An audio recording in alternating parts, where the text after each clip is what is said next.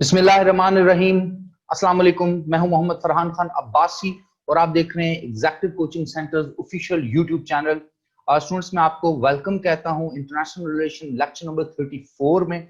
आज हम एक बहुत इंपॉर्टेंट मिलिट्री अलायंस, एक बहुत इंपॉर्टेंट ऑर्गेनाइजेशन का जिक्र करेंगे, डिटेल में एनालिसिस करेंगे और देखेंगे कि ये जो मिलिट्री अलायंस है जो कि वेस्टर्न यूरोप से शुरू हुआ और आज 2020 दिसंबर की इस डेट में पूरी की पूरी यूरोप और दुनिया में फैल चुका है। और ये बहुत बड़ा मिलिट्री अलायंस था कोल्ड वॉर एरा के दौर का। मैं बात कर रहा हूं नेटो की, नॉर्थ अटलांटिक ट्रीटी ऑर्गेनाइजेशन की। इससे पहले कि मैं नेटो के फंक्शंस आपको बताऊं, नेटो का स्ट्रक्चर आपको बताऊं, नेटो के मिशन स्टेटमेंट आपको बताऊं, नेटो की बेसिक जो ड्यूटीज हैं वो आपसे डिस्कस करूं, नेटो के जो लेटेस्ट विजन्स हैं वो आपसे डिस्कस करूं, हम थोड़ा सा देखेंगे कि कोल्ड वॉर एरा जो 1945 के फौरन बाद स्टार्ट हो गया था सोवियत यूनियन और यूनाइटेड स्टेट ऑफ अमेरिका के दरमियान, दुनिया और बेसिकली यूरोप जो है वो दो हाफ्स में डिवाइड हो गया था।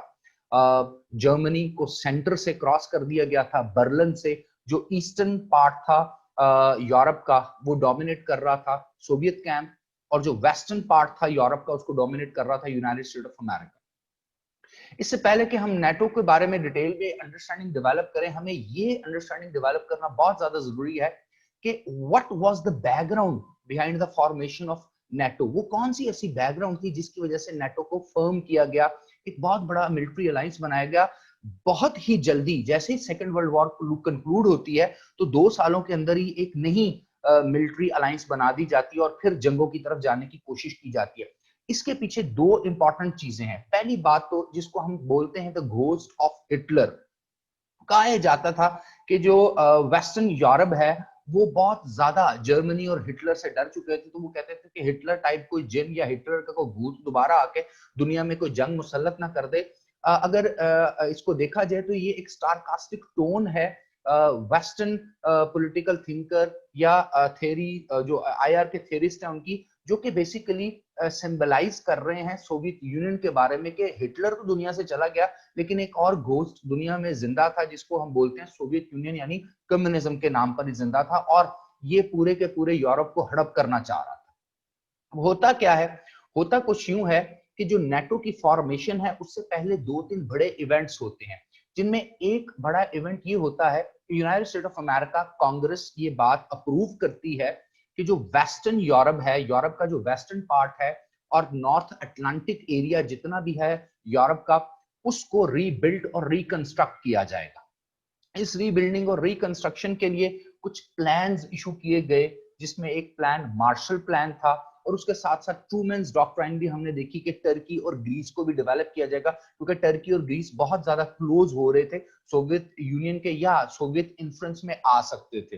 तो ये जो इकोनॉमिक प्लान्स ऑफर किए गए बिल्कुल इनके साथ ही डेट्स मैच करती हैं सोवियत एग्रेशन की।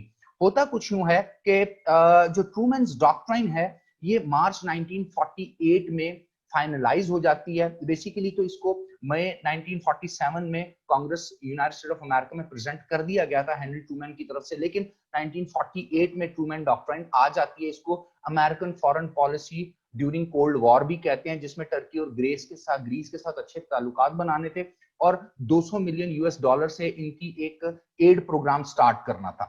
इसके साथ साथ क्या होता है, 1948 में 3 अप्रैल को मार्शल प्लान भी अनाउंस कर दिया जाता है और ये plan almost 12 billion US dollar का होता है, जो कि वेस्टर्न यूरोप की डेवलपमेंट होगी, जिसमें बेल्जियम है, फ्रांस है, यूके है, यूनाइटेड किंगडम है, उसके अलावा और अलाइज कंट्रीज इसमें नॉर्वे आता है, नीदरलैंड आता है, डेनमार्क आता है और इस तरह के छोटे छोटे ममालिक जो वेस्टर्न यूरोप के साथ थे वो आते हैं।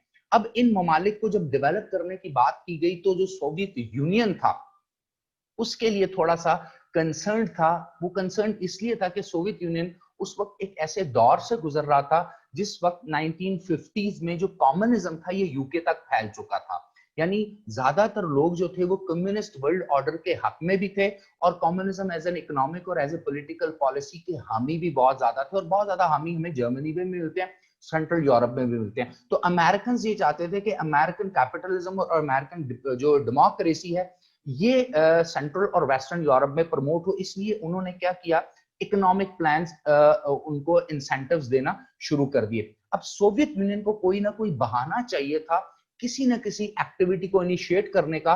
तो जब ये दो प्लान्स इनिशिएट किए गए तो जर्मनी जो दो हिस्सों में डिवाइड हो चुका था, बर्लिन से ईस्टर्न जर्मनी और वेस्टर्न जर्मनी, जो ईस्टर्न जर्मनी था ये सोवियत यूनियन के पास आ गया था और जो वेस्टर्न जर्मनी था ये यूएस कैंप का हिस्सा बन चुका था, जिसको आप ये भी कह सकते हैं कैपिटलिस्ट वर्ल्ड ऑर्डर का हिस्सा बन रहा था। और ये जो ईस्टर्न जर्मनी था यानी ईस्टर्न यूरोप के साथ ये वाला कम्युनिस्ट इकोनॉमिक जो सिस्टम था उसका हिस्सा बन चुका था। यहां पर एक ट्रिक करता है सोवियत यूनियन, और सोवियत यूनियन क्या करता है, वो कोई ना कोई बहाना ढूंढता है और बहाना उसको मिलता है डाउचे मार्क के नाम से। ना व्हाट वाज डाउचे मार्क?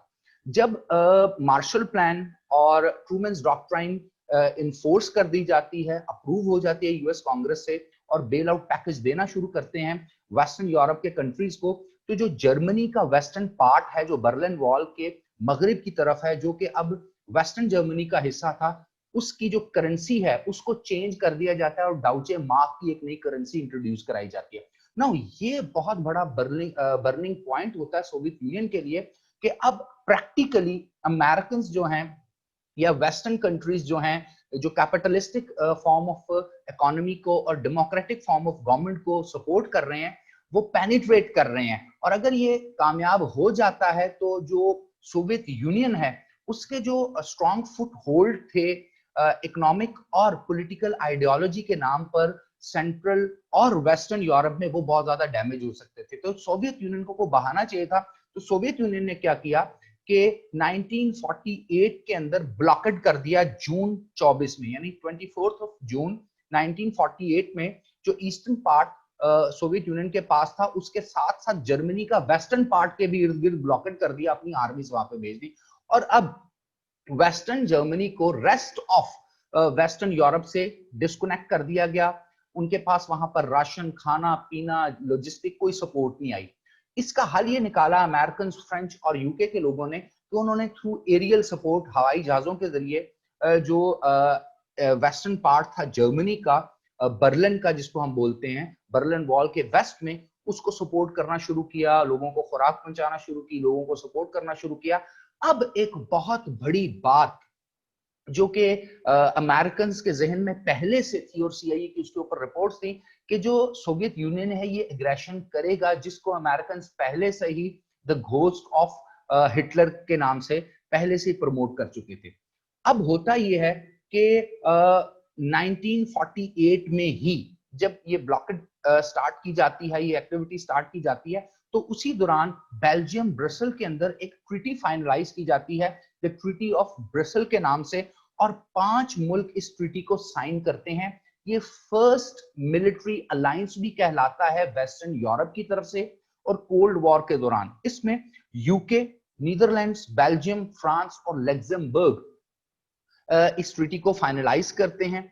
और बेल्जियम में ट्रीटी फाइनलाइज होती है, इसको फाइनलाइज करवाने वाला यूनाइटेड स्टेट ऑफ अमेरिका होता है, लेकिन अमेरिका डायरेक्टली इसमें इन्वॉल्व नहीं होता।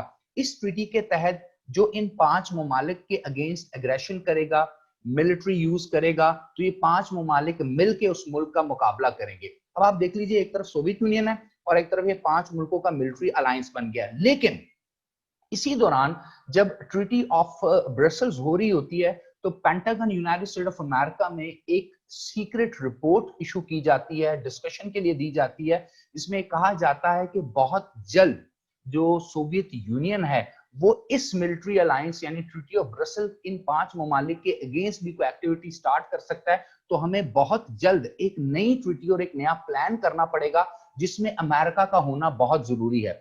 इसके ऊपर वाशिंगटन डीसी में भी डिबेट चल रही होती है, पेंटागन में भी डिबेट चल रही होती है। और ठीक अप्रैल 4, 1949 को तकरीबन 12 मुल्कों को इनवाइट किया जाता है Washington DC, United state of America में, जिसमें 7 यूरोपियन मुल्क अलग से आते हैं और 5 मुल्क द ट्रीटी ऑफ ब्रसल्स जिन्होंने साइन की थी, जिसमें यूके है, फ्रांस है, लग्जमबर्ग है, बेल्जियम है और नीदरलैंड्स है। ये 5 मुल्क भी आते हैं और 7 मुल्क उसके अलावा कनाडा, यूएसए, इटली, पुर्तगाल, डेनमार्क, नॉर्वे और आइसलैंड भी आ जाते हैं।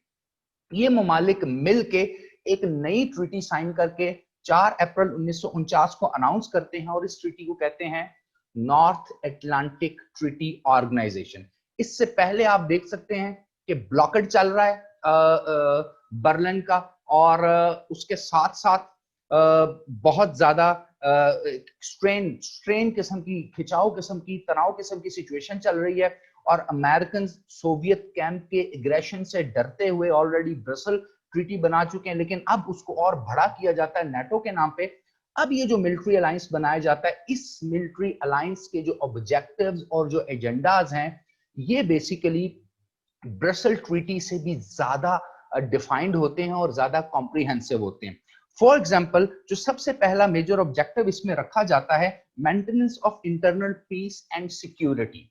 यानी ये 12 ममालिक जो आपस में एक ट्रीटी, एक अलायंस के थ्रू नेटो को ज्वाइन कर चुके हैं, इनके इंटरनल कंट्रीज के अंदर जो मेंटेनेंस और सिक्योरिटी, उसके ऊपर फुली तवज्जो दी जाएगी। और ऑब्वियस सी बात है, जब आप देख रहे हैं कि ब्रसल ट्रीटी में तो यूएसए नहीं है, इस ट्रीटी में यूएसए भी आ जाता है और कनाडा भी आ जाता है, जो बहुत ताकतवर ममालिक हैं, फाइनेंशियली स्ट्रांग हैं। और एक और इंपॉर्टेंट चीज कि ये वो वक्त है जब अमेरिका एक अलोन न्यूक्लियर पावर है, और रशिया जो है वो अपनी, सोवियत यूनियन जो है वो अपनी न्यूक्लियर जो कैपेबिलिटी है वो डेवलप कर रहा है और अनाउंसमेंट करने के बिल्कुल करीब है कि वो भी एक न्यूक्लियर पावर स्टेट बन चुका है। दूसरा इंपॉर्टेंट ऑब्जेक्टिव ये होता है कि Euro Atlantic peace and security की बात होती है। अब आप गौर से देखें तो जो अटलांटिक रीजन है, अटलांटिक ओशन के साथ है, वो वेस्टर्न यूरोप को सारे का सारा टच करता है। तो यूरो अटलांटिक का मतलब क्या हुआ? यूरो अटलांटिक का मतलब ये हुआ कि यूरोप जो अटलांटिक के मशरिक में, यानी अटलांटिक के ईस्ट में है, और उसके साथ साथ जो वेस्ट के कंट्रीज हैं जिसमें अमेरिका और कनाडा भी शामिल है, अब ये अपनी collective peace, security and stability के ऊपर कॉम्प्रोमाइज नहीं कर रहे और एक बहुत बड़ा डिफेंस जो है पैक्ट बनाते हैं।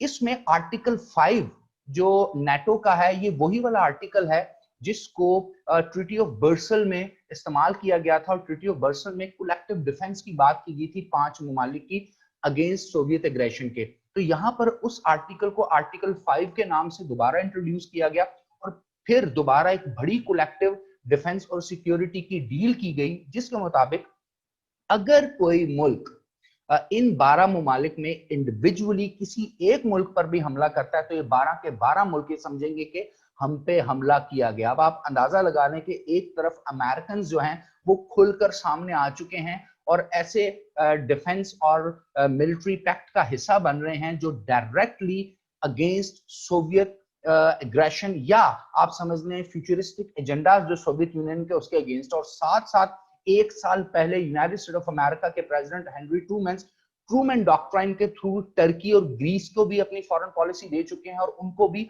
जो कैपिटलिस्टिक ब्लॉक है उसका हिस्सा बना चुके हैं। चौथी इंपॉर्टेंट चीज जो इसमें कही गई, reform and modernisation and transformation. Now what is reform, modernisation and transformation? देखिएगा, क्योंकि नेटो के बनने से पहले ट्रूमैन डॉक्ट्राइन, मार्शल प्लान आ चुका है, कैपिटलिस्टिक इकोनॉमी इंट्रोड्यूस करा दी गई है। दूसरी तरफ अगर हम देखते हैं तो ब्रेटन वुड जो कॉन्फ्रेंस हुई थी, उसके नतीजे में इंटरनेशनल मॉनेटरी फंड भी बन चुका है, IBRD, international bank for reconstruction and development भी बन चुका है, जिनके थ्रू पैसे बांटे जाने थे, जिनके थ्रू इन रीजन्स में यानी वेस्टर्न यूरोप के अंदर डेवलपमेंट करनी थी, इनको दोबारा अपने पैरों पे खड़ा करना था, इंडस्ट्रियलाइजेशन करनी थी, रोड नेटवर्क्स, ट्रेन नेटवर्क्स और पूरे का पूरा इंफ्रास्ट्रक्चर दोबारा से डेवलप करना था। साथ साथ अमेरिका क्या कहता है कि यूरो अटलांटिक सिक्योरिटी जो है अब वो भी साथ साथ की जाएगी, क्योंकि अमेरिका की बहुत बड़ी इन्वेस्टमेंट है। एक तरफ तो 12 billion US dollar Marshall plan के थ्रू, और दूसरी तरफ 200, 400, 600 million US dollar with tranches, different किस्म के सेगमेंट्स में, बिट्स एंड पीसेज में वो दिए जा रहे थे टर्की एंड ग्रीस को। और बाद में फिर ये जो ट्रूमैन डॉक्ट्राइन है, ये फिर वेस्टर्न यूरोप के लिए उन्होंने इसको डेडिकेट कर दिया और उन्होंने कहा कि वेस्टर्न यूरोप के बाकी कंट्रीज को भी ये पैकेजेस दिए जाएंगे। तो यहां से हमें एक चीज मिलती है कि इकोनॉमिक, पॉलिटिकल और military head to head, eye ball to eye ball जो सोवियत कैंप है और जो अमेरिकन कैंप है, ये इस वक्त यूरोप के अंदर कंप्लीटली एक दूसरे के सामने आकर के खड़े हो गए थे। अब हम देखते हैं कि रोल्स क्या थे नेटो के बन जाने के बाद। तो पहला इंपॉर्टेंट रोल ये था कि मिलिट्री और पॉलिटिकल अलायंस किया जाएगा ना। What is military and political alliance? पहले हम पॉलिटिकल अलायंस को देखते हैं। जैसा कि हम पहले भी पढ़ चुके हैं, और मैंने ब्रेटन वुड सिस्टम जब आपको बताया था तो तब भी मैंने उस लेक्चर में डिटेल में ये बात आपसे गोश-गुजार की थी कि जो यूरोप था, अब इसको डोमिनेट करने की जंग छिड़ गई थी। यानी कोल्ड वॉर एक ऐसी वॉर है जो कि दो बड़े राइवल्स सोवियत कैंप और दूसरी तरफ अमेरिकन कैंप के दरमियान थी कि अब जंग के बाद तबाहशुदा यूरोप को जब रीबिल्ड रिकंस्ट्रक्ट किया जाएगा तो इस पे हुकूमत किसकी होगी। और हुकूमत आपको जहन में रखना चाहिए उन्हीं कौमों की होती है जिनकी आइडियोलॉजी वहां पर लोगों के अंदर होती है और लोग जिस आइडियोलॉजी को फॉलो करते हैं। तो जो पॉलिटिकल रोल था इस वक्त नेटो का वो ये था कि यहाँ पर डेमोक्रेटिक वैल्यूज और उसके साथ साथ कैपिटलिस्टिक इकोनॉमी को प्रमोट किया जाए। और जो मिलिट्री रोल था वो ये था कि जितने एरिया यूरोप के जिन 12, 15, 16 ममालिक जो आहिस्ता आहिस्ता नेटो के मेंबर कंट्रीज बनते चले जाएंगे आगे आने वाले वक्त में, उन तमाम ममालिक को सिक्योरिटी प्रोवाइड की जाए। ये ना हो कि पॉलिटिकली और इकोनॉमिकली तो वो स्टेबल हो जाए, डेमोक्रेटिक कल्चर भी वहां पे आ जाए, कैपिटलिज्म भी वहां पे आ जाए, इंडस्ट्री भी लग जाए, लेकिन वो इनसिक्योर रहे। और इनसिक्योर किससे रहे? सोवियत एक्सपेंशनिज्म से।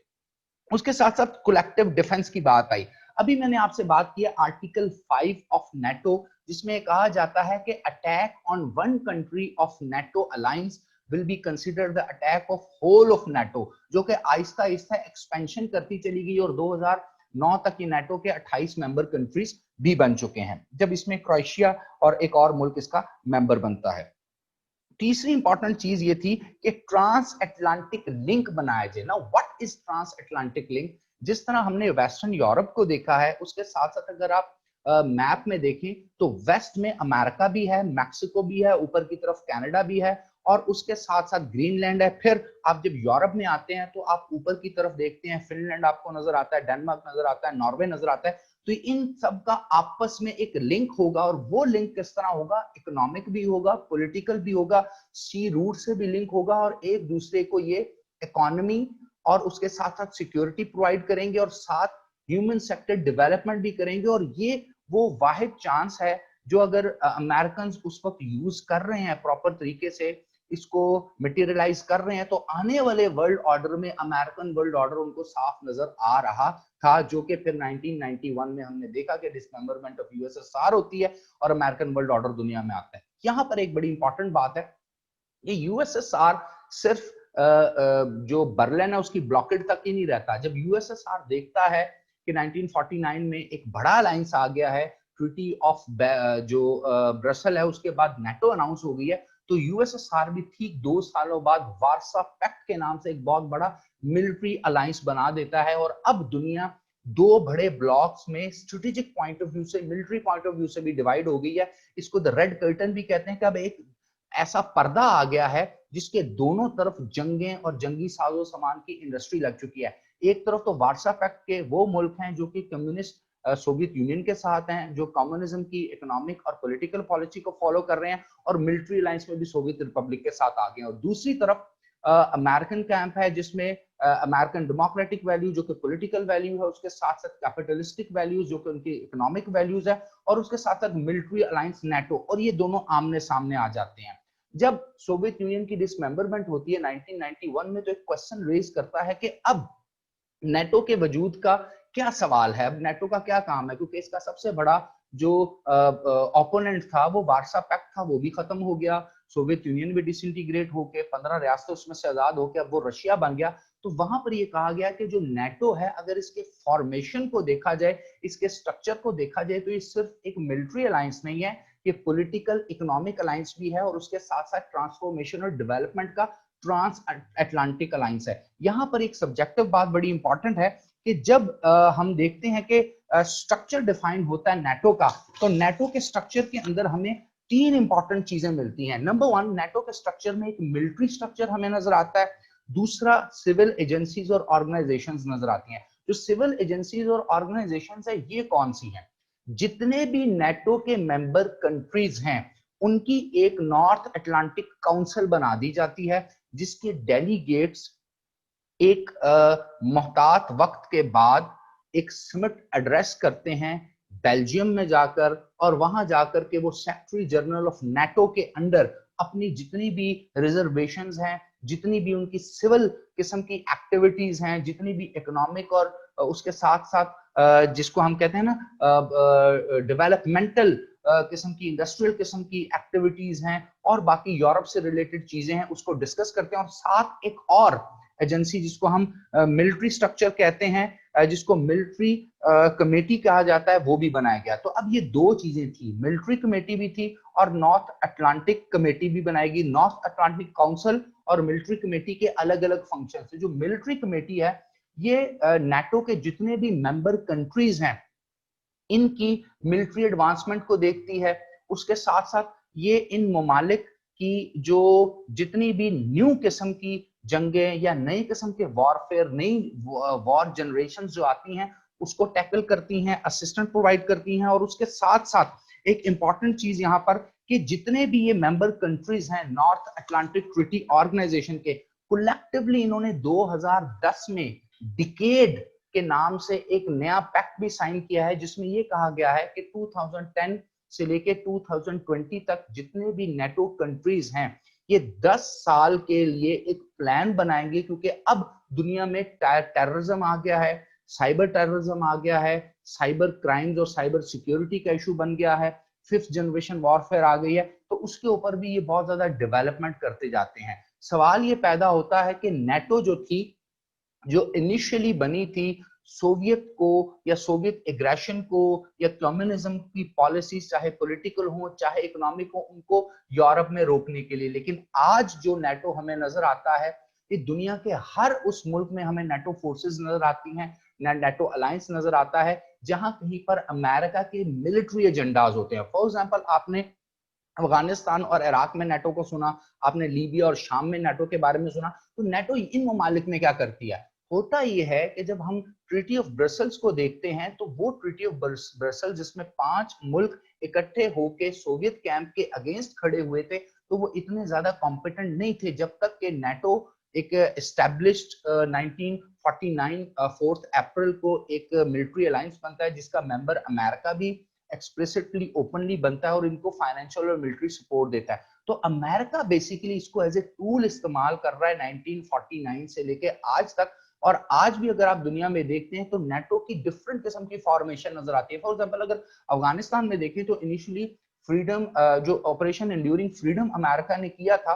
और उसामा बिन लादेन को फाइंड करना और तालिबान को और अलकायदा को अफगानिस्तान में फाइंड आउट करना, तो इस ऑपरेशन में भी नेटो के कंट्रीज आए थे और नॉन नेटो अलाइज भी आए थे। इसके साथ साथ अब अगर आप अफगानिस्तान में देखते हैं तो इन्होंने नेटो को ही एक नया नाम दे दिया, क्योंकि इसमें बहुत से नॉन नेटो अलाइज यानी अदर पार्टनर कंट्रीज की भी फोर्सेस आई थी, तो इन्होंने इनको आईसैफ इंटरनेशनल सिक्योरिटी असिस्टेंस फोर्स का नाम दे दिया।